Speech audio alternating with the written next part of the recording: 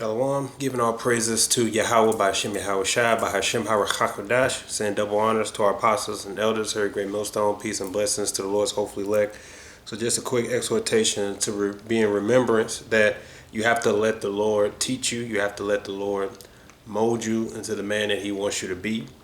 You have to allow yourself to be instructed by the Lord in order to get through this, because as Yahweh Shai says, that when we come born again, most of it is us dumping all of the so-called knowledge we thought we once had or we thought we once knew, and then we relearn the truth as a newborn baby, and that's how we're born and we're molded. And from that point, we take hold on the sincere milk, which is gonna get you saved. Really, it's the milk. And then as you grow, then you can learn to eat meat and you can increase. And a part of your development is also having to get corrected, chastised, rebuked, put in time out, however, and it's going to come from the Lord. And you have to have that mindset that you want to be able to receive that. You want to be able to be checked when you get out of line, right? Like, it's just like women. The real reason Most High set up men to lead, and really the man was set up to prevent the woman from destroying herself. And to prevent men from destroying themselves, we had the fear of the Lord. We had the fear of Yahweh by Hashem Yahweh Shai. That was the Yoda. Otherwise, we'll all just be a bunch of animals, right? So we ourselves, we need to be checked. We need to be checked, corrected every once in a while. The prayers of the prophets and the men before us asked the Lord for the same thing, because of maybe we know our weaknesses, or maybe we acknowledge our faults. And if we get exposed too much to one thing, it might cause a problem with us, right? So we need the Lord to step in when needed to correct us, and with that, receive the correction so that we can develop. Psalms 141 is King David. Verse 3 says, "Set a watch, O Lord Yahweh, before my mouth. Keep the door of my lips." And that's a big one. Okay, I ask for that every day. The scriptures tell you that the tongue, life and death are in the tongue. And a lot of times, since our hearts and our minds are wicked, a lot of times we let what's first thing that come to our minds slip out through the tongue. And then afterwards we repent because it shouldn't have been said, or it shouldn't have came out. Or maybe it was the truth, but it maybe just didn't need to come from me at the time. So we're keeping that watch over your mouth, okay, over the door of my lips, means before you would speak or utter, there's first a checkpoint, like a stop. Consider, is it worth saying? Should you say it? Don't say, don't say it, right? Keep me in check. That's what King David's asked for. Keep me in line. Goes on, "Incline not my heart to any evil thing, to practice wicked works with men that work iniquity, and let me eat not of their danities." So again, he's asking the Lord for help. Lord, keep me on the right track, keep me on the right path. Verse 5, "Let the righteous smite me, it shall be kindness, and let him reprove me. It shall be excellent oil, which shall not break my head, for yet my prayer also shall be in their calamities." So he said, let the righteous smite me, let the righteous rebuke me, let the righteous correct me. Yeah, it's going to hurt, but he said, I know that it is for good. Let him reprove me, and it shall be excellent oil, which shall not break my head. So he knows that it's for good. King David had a circle of men around him, and they would advise counsel and whatnot. Even when they went to bring him back up, when he was weeping over his son, it was, I want to say Joab. I could be wrong on that. But, he was the one that got him back up. He said, look, would you have been happy if all of Israel died, just so your son could make it? Right? Like, these people did a good thing, but you're going to make them feel bad for it. So then they repented of him, and then he got himself up. And then he went to rebuke other men, and he said, why y'all ain't come and get me? Right? So, and get me up. So it's actually a good thing to be in line. And a lot of times that correction could come from other men. It could come from by strangers on the workplace, your family, whatever it is. And you have to understand, like, okay, what is it the Lord wants me to learn from this? Is the Lord teaching me from this? So you're always willing to receive that reproof or that correction. However it comes, most of the time it's going to be by another man, probably another brother in the truth. And you have to say, okay, what does the Lord wants me to receive? Okay, I'm gonna take that in. I'm gonna receive it, just like King David said, because it can only help you. You understand? And I can speak from experience. I've had dealt with few so-called brothers that claim that they want to learn all this. They get corrected one time. I rebuked them one time. Never heard from them again. They just got completely offended, right? And I just learned that from experience. Like, man, I definitely don't want to be like that. But part of being born again, it comes to the truth. You come into the truth. You coming from a life outside of the truth. You're probably used to just your elders, correcting you, or somebody superior. Then you got somebody that's young, or somebody like your age telling you what's right or what's wrong, and you might feel some kind of way. But according to this truth, according to the scriptures, the Lord deals with order. And if what's being spoken is correct, if what's being spoken is wrong, because the truth be told, you got to get told about yourself every once in a while. All of us do, right?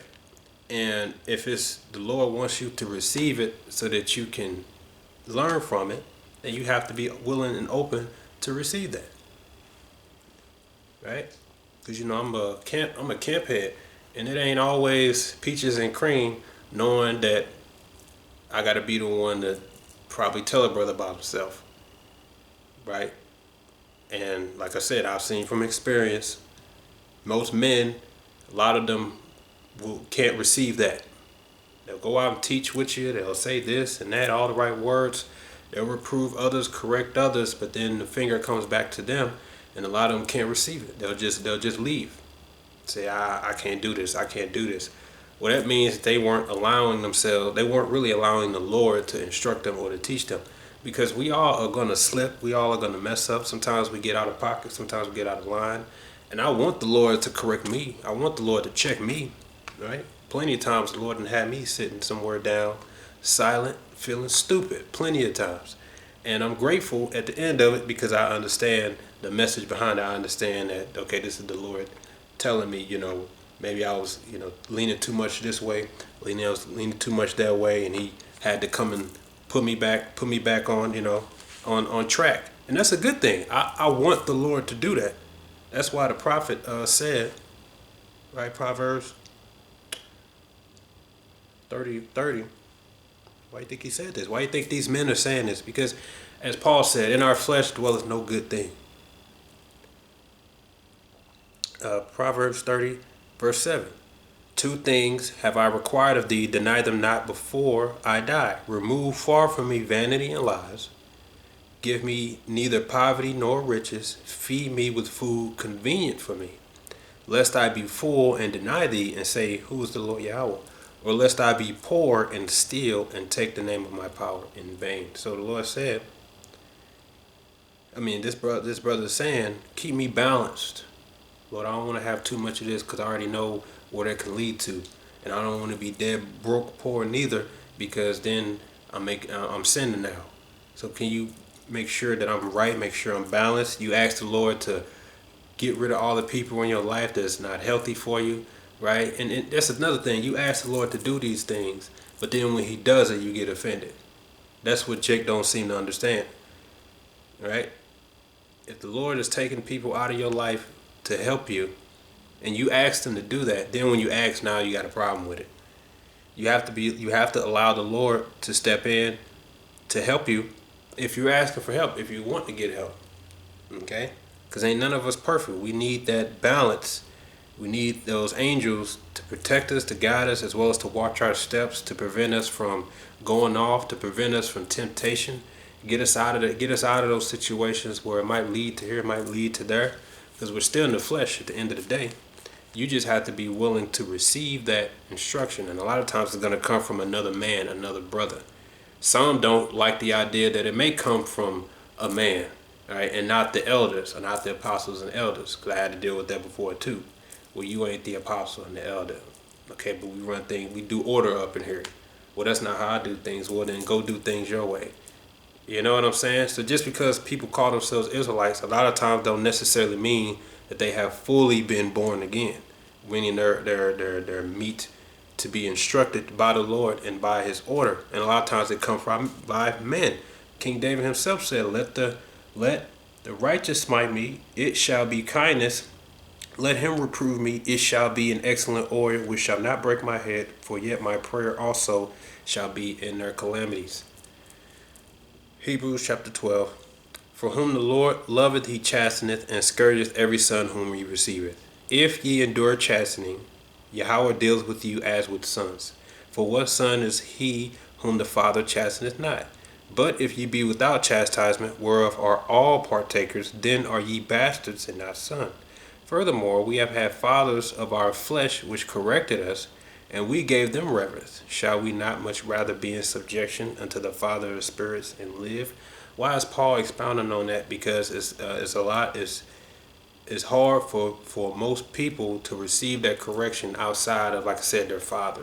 It's not coming from my father. It's not coming from the apostles and the elders. It's not coming from a senior. Sometimes it comes from a young man. Sometimes it comes from this brother here that I know. But if you understand that it's of the Spirit, then you have to let the Lord. You have to understand. Okay, this is the Lord. Let me receive it, and that's how you grow. It says, "Verily, for they verily for a few days chasten us after our own pleasure," and that's true. Our parents made us do things that did stuff to us simply because they could, and because they're their children, and we do the same. If you have children, you know, like, I ain't got to do that. I got kids. I'm about to make them. You know, we all got our own testimonies.